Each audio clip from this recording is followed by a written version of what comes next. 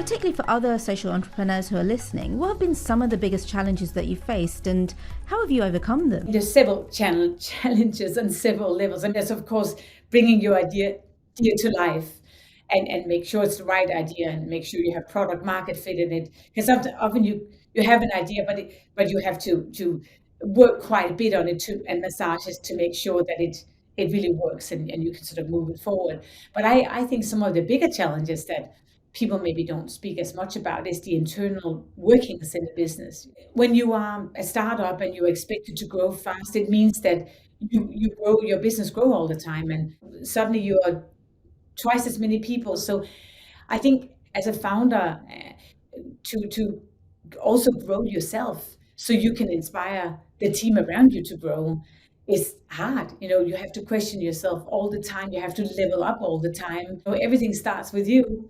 And so I think personally, that's been one of the biggest challenges. It's also very exciting. You get this opportunity to try to grow as a person. I think we all talk about how we love change, but I think the reality is that most of us also find change frightening. And you would like to know a bit more about what's around the corner as an entrepreneur. There's these surprises all the time. So I would say, keeping the team together, hiring the right people, keeping those people motivated.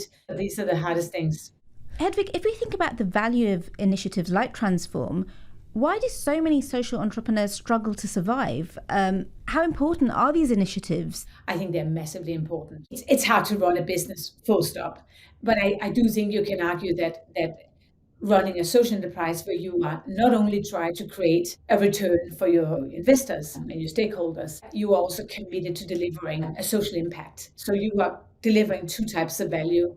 One more defined by money and one more defined by values or the promise of your business to deliver a certain kind of value for a certain constituency. And that is really important because it shapes the way you take decisions. You have several things you have to keep in mind when you make these decisions. Initiative like Transform that say, we allow you to do some testing. We allow you to focus on this that maybe some of your private investors wouldn't invest in, and see how it goes and try to create the value you really believe is there faster is incredibly important.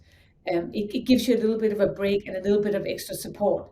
And then, of course, the thing with Transform that's so magical is that it is money, but it's also mentorship that's incredibly important and really help you shape that journey and think about how you deliver this value while also protecting your business. Because often, if you get a grant from a donor, they will ask you to do this one thing and they won't think about your business.